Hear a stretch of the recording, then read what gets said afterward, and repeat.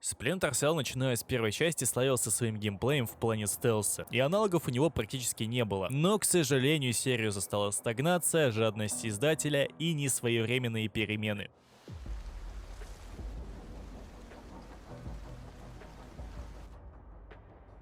Изначально разработчики хотели сделать нечто другое. Социальный стелс, где Сэм Фишер был также в бегах, но выглядел весьма неряшливо. И в плане механик тут скорее был совершенно другой проект. Но по одной миссии сложно понять, что в целом хотели сделать разработчики. Данная демо была очень похожа на Assassin's Creed. Ты также среди народа и периодически носишь капюшон. И убиваешь либо вырубаешь, кого вздумается. И издатель, видя это, понимает, что нужно менять направление в скором темпе. Отсюда у нас и появляется креативный директор Макс Белланд, которому дали на переделку Conviction всего 2 года. В его биографии есть в виде геймдизайнера последней части серии Far Cry, парочка старых частей Rainbow Six и первая часть Assassin's Creed, и сам Splinter Cell Blacklist. И смотря на Splinter Cell Макса Белланда, он и превратил отчасти эту франшизу в экшен, за что старые фанаты буквально его ненавидят.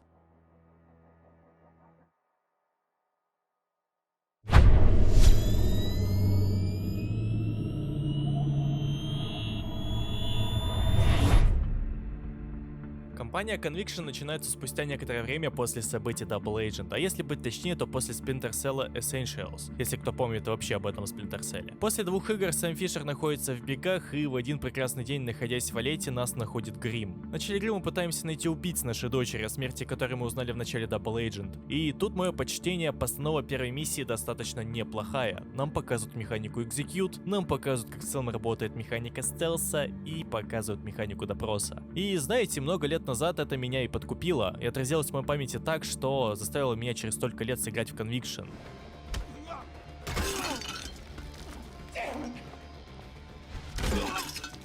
Я честно скажу, что после первой миссии я рассчитывал на неплохую кампанию. Но как же я сильно ошибался, когда дошел до убийц дочери. Мы попадаем там в некую засаду, где Грим просит нас сдаться. И тут я уже начинаю задавать кучу вопросов. Буквально в начале игры я узнаю, что Грим работает с нами, что дочь жива и что у нас происходит заговор 3-го эшелона. Всем тем, чем меня пытались заинтересовать в начале кампании, оказалось бессмысленно, ведь дочь жива. Для меня это настоящий рекорд слить все сюжетные твисты за 15 минут. На, пистолет, убей себя. Спермобак. Выстрели себе в хуй. Меня больше пугает то, что наш главный антагонист и новый директор 3-го эшелона Рид после нашего захвата поверил в историю о том, что Сэм Фишер саморазвязался, убил охранника, который в него все это время целился, дал пощечину Грим, который пытал его, и взорвал нахрен аэродром и уехал на машине. Мне одному кажется, что директор максимально тупой.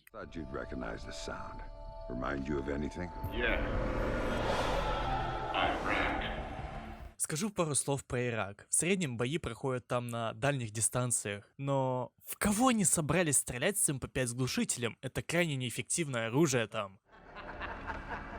It was at this moment that he knew. He fucked up. Как можно было запихать эту миссию в Splinter Cell? Просто в ней нет вообще никакого стелса. И вам дают обычные линейные перестрелки. При этом данная миссия вообще не несет никакой смысловой нагрузки. По факту этой миссии нам внедряют нового персонажа Вика, и все. И после такого начала ты не хочешь банально дальше следить за кампанией. История ее неинтересна. Все раздуто глупым пафосом с пустого места. За всю кампанию ты не видишь развития персонажа. Он не может предложить что-то новое для игрока после Double Agent. У нас нету выбора. Тут либо нужно было показать его безразличие на ситуацию с 3-м эшелоном, либо же устроить повествование а-ля Джейсон Борн, за которым постоянно гонится. И это было бы намного интереснее, чем устраивать очередной заговор. Каждую катсцену меня преследовали диалоги Коста о Сэме, о том, как он страдает или как он изменился. Постоянно отчитывает Грим, который просит помочь, но при этом шантажирует нашей дочерью. И просто в этой части все персонажи мне банально противны. Да и плюс те допросы, которые мне нравились в начале, после половины игры не несли такого же смысла. Я не знал, ради чего я пытаю людей. И в итоге Conviction мною воспринимается вообще никак. Это сверхкороткая кампания, экшен, который ты хочешь просто пробежать и забыть, как о страшном сне.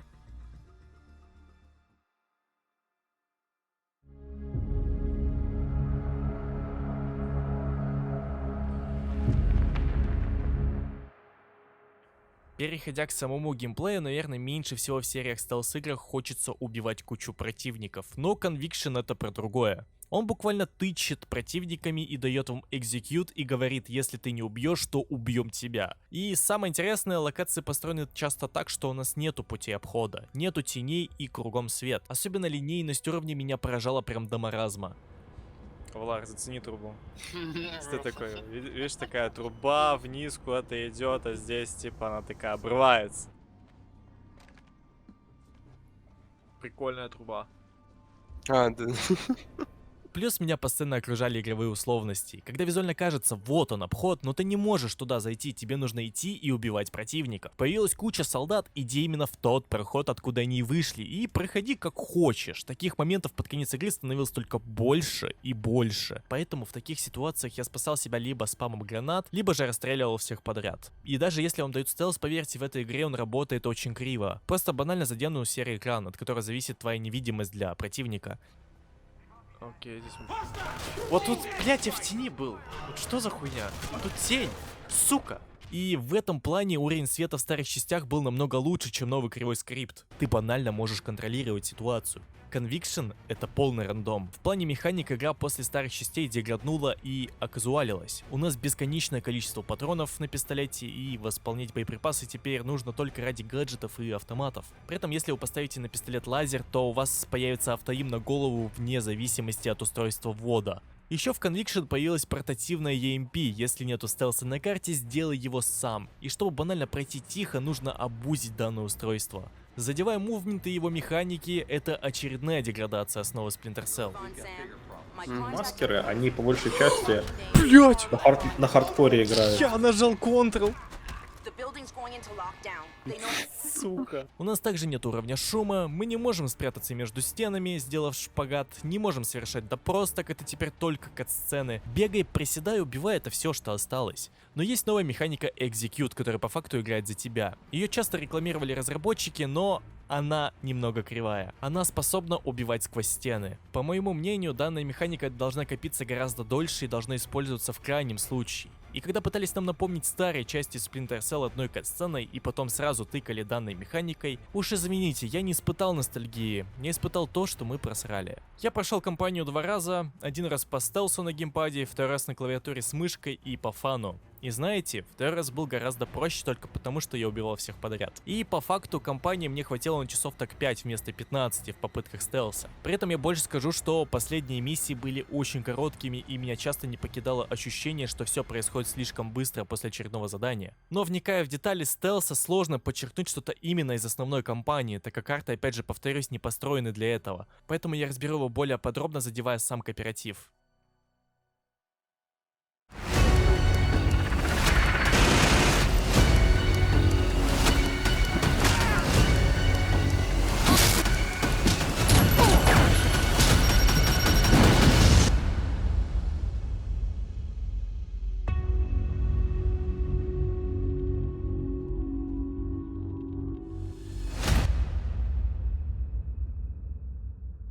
История происходит за 10 дней до событий Сэма Фишера. Некая преступная организация, которая имеет связи в русской армии, завладела весьма опасными боеголовками. Цель главных героев — предотвратить сделку любой ценой и найти боеголовки. Третий эшелон поделился сведениями с Вороном, поэтому нам выдали по агенту с 2 сторон. Агент Арчер — это американец, который представляет третий эшелон, агент Кестрел — это русский, который представляет также русскую организацию Ворон. И по факту всю игру мы преследуем участников данной сделки. В кооперативе ты чувствуешь другой подход к истории, также видишь, насколько твои герои хладнокровны при том же допросе.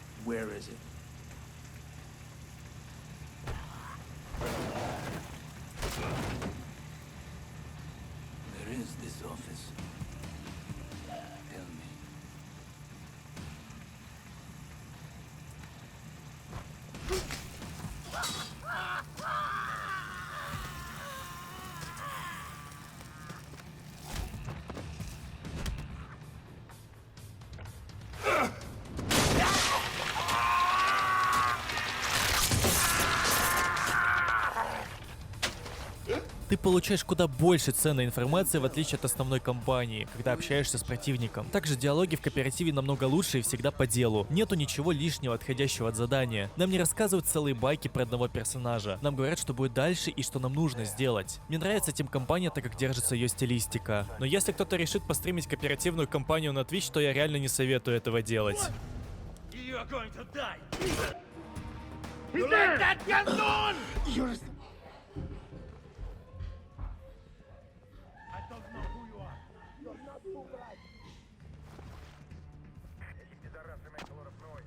Но у кооперативной кампании есть также главный минус. Нас вновь заставляют убивать. Но если это еще не самая большая проблема, то я удивился с момента, где нужно пройти заложником и отстреливать кучу NPC. Я, пожалуй, не ожидал такого, когда пройдено больше половины без перестрелок. Конечно, здесь всего 4 эпизода, и по сравнению с обычной миссией с компанией, эпизоды гораздо длиннее. В каждом эпизоде есть 4 акта, и самое интересное, что эпизодов нам хватило на часов 15. Плюс часы, за которые мы перепроходили задания. Так как хотелось пройти просто идеально, потому что нам было очень интересно.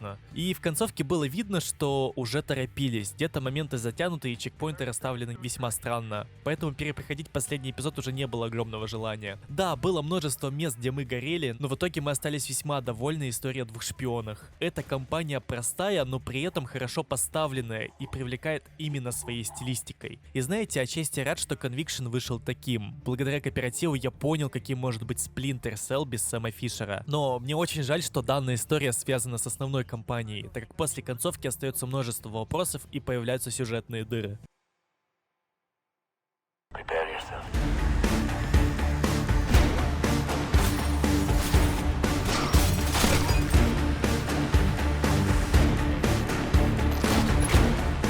Open the door, Sergey.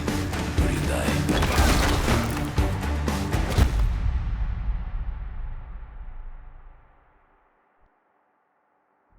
Задевая техническую составляющую кооператива, тут я уже испытал огромное количество проблем. Начну, пожалуй, с поиска игры или что отключили Ubisoft в 2021 году. Поиск игры был очень костыльный. Нужно было зайти в кооператив, выбрать настройки игры, как у вашего напарника, и надеяться, что вы найдете друг друга. И самое интересное, что он не всегда работал, поэтому периодически приходилось проверять вкладку друзей в игре, чтобы понимать, что сервера вообще доступны. И по факту, что происходило со стороны Ubisoft? Так это обычная синхронизация 2 игр и все. Вы не играете на выделенных серверах. Вы просто ищете друг друга, и это отключили Ubisoft, что выглядело весьма смешно и показывает жадность издателя в наши дни. Также после подключения друг к другу у нас нету возможности поменяться персонажами, поэтому мы запомнили одно. Кто выступал хостом, это был Арчер, кто подключался, был Кестрелом. Еще основной костыль в том, что кооператив залочен на 30 FPS, так как в свое время ребята решили сэкономить на неткоде. Объясню проще. Грубо говоря, когда один из игроков управляет своим персонажем, то он управляет им и у вас. По факту, как такового подключения нет, просто происходит синхронизация 2 игр. И 30 FPS это решение проблемы рассинхрона, так как у 2 игроков может быть разный FPS в одной и той же игре. Мы пытались это разлочить, но ничего хорошего из этого не вышло. Буквально игра стала в 2 раза медленнее, поэтому мы уже смирились. Возможно из-за того, что конфигурации у нас абсолютно разные, и комп напарника не вытягивает банальный Conviction. В целом на YouTube плавает футаж, где ребята смогли решить эту проблему и играли в 60 FPS. И задевая 30 FPS вновь,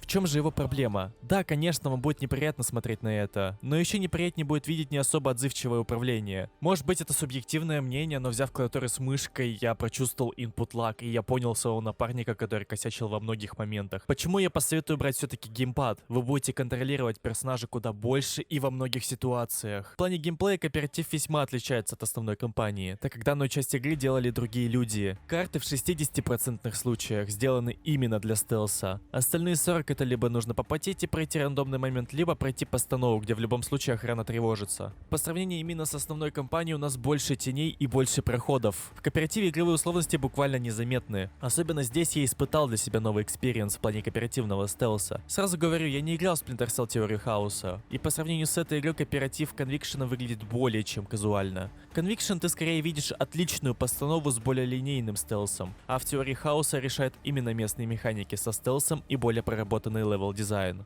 Но по-прежнему задевая стелс Conviction, мы часто на него горели. Повторюсь, ядро основной игры недопилено для этого. Карты вроде бы есть, но NPC палят весьма странно и непредсказуемо. NPC могут спалить вас сквозь перила со 2-го этажа. Вас могут спалить, если вы будете висеть слишком близко над человеком. Вас могут спалить, если вы просто висите в темноте и на вас долго смотрит NPC.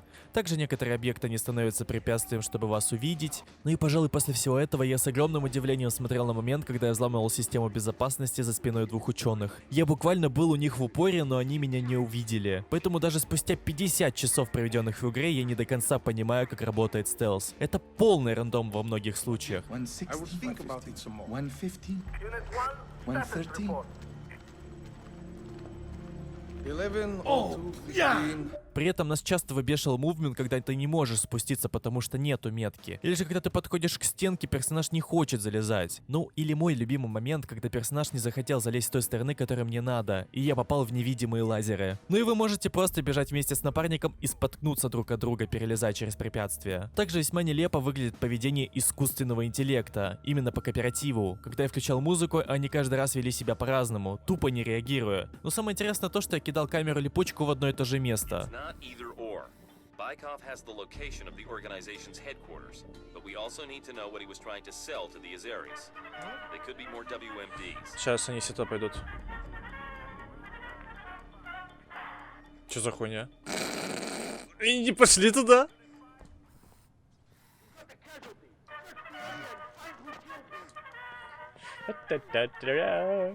О, видишь?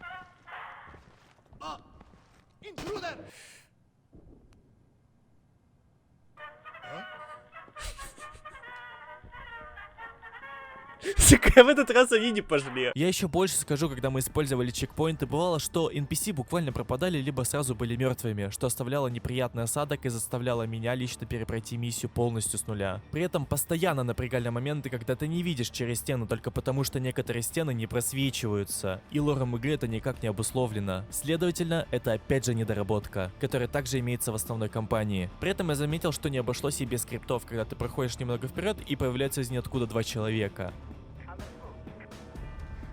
We've got a breach. Fan out and secure the area. I call it in. There's no point hiding, you Peter. Come on out. What? Oh, shit! The area appears clear. I'll guard here. Ну или когда вас поджидает засада и NPC с невероятной скоростью бегут к вам.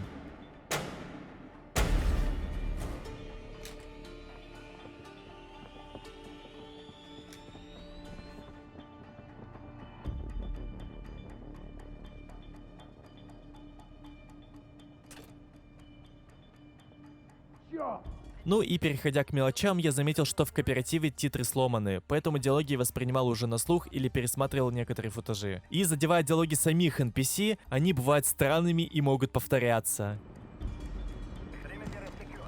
Yes, sir, I understand. We're trying to get through to you now, but these gates are... Yes, sir, I understand. Oh, yes, sir! 120 Kelvin. 190? 120 Kelvin. 2.5 millicores. 3.37. 3.41. 3.32. 2.77.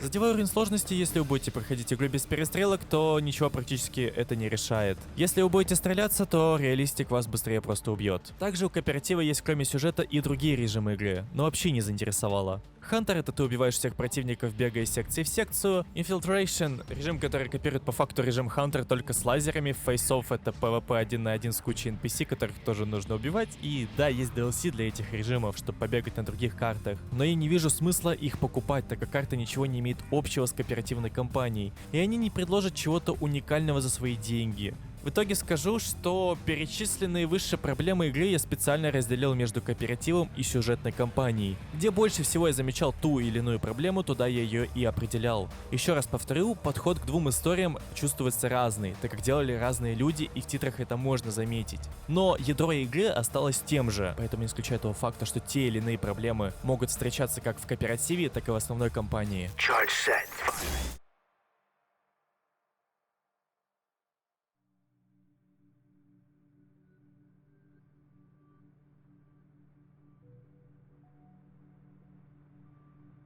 В плане графической составляющей игра устарела лишь отчасти. Просто когда дело касается лиц, то ты замечаешь 2010 год. И также заметен перебор с эффектом Ambient Occlusion. Также есть моменты с серым экраном, после которого чувствуешь себя дальтоником. Но когда я сделал игру намного ярче, то стало играть намного комфортнее. Так при этом и восприниматься все стало намного лучше. Ты начинаешь замечать множество цветов, которые выглядят достаточно стильно. К слову, в игре нету русского языка. Даже банально русских титров не завезли для версии Steam. Но не пугайтесь, комьюнити сделала свои титры, которые есть в Steam в обсуждениях, или же можно найти на просторах интернета. В любом случае, это для тех, у кого останется желание проникнуться данным шедевром. Задевая оптимизацию, используются не все ядра процессора, поэтому FPS прыгает весьма странно. От настроек графики на современном железе мало что зависит. Я все перепробовал, посмотрел кучу туториалов, и кадры в секунду стали просто стабильные, но их не стало больше.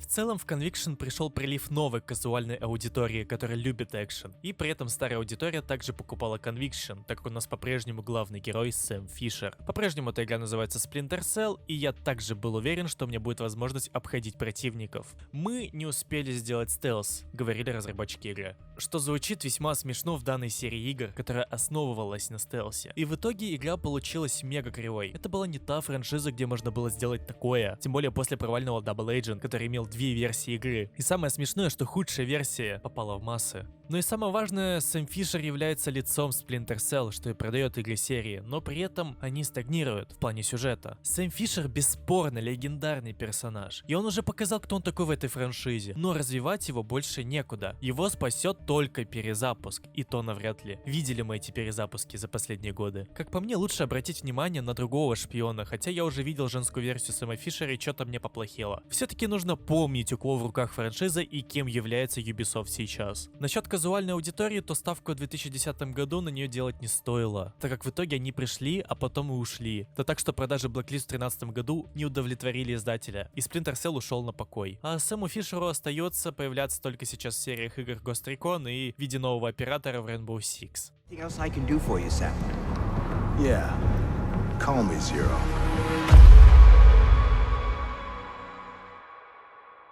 И если брать Conviction, то только из-за кооперативной истории, так как компания с Сэмом не привнесет вам ничего нового, и она мега отвратительная. Но Ubisoft решила послать всех, отключив сервера. Поэтому после отключения я смело могу сказать, что покупка для большинства людей будет бессмысленной, так как кооперативный сюжет можно пройти только вдвоем. И самое интересное, что в Steam тег кооператива до сих пор висит. Опять же, кооператив можно сыграть по лану или через другие сторонние программы, но согласитесь, вы платите деньги и скачиваете что-то сторонние, чтобы только сыграть. Разве это нормально? Решать, конечно же, вам.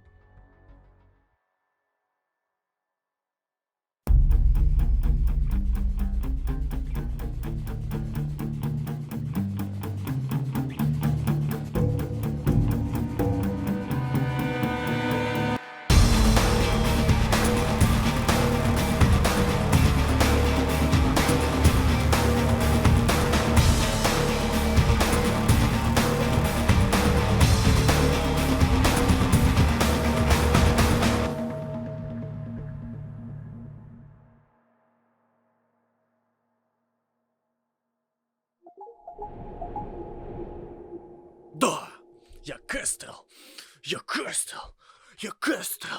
сука, со своим гей-арчером играешь, а я за Кэстрел.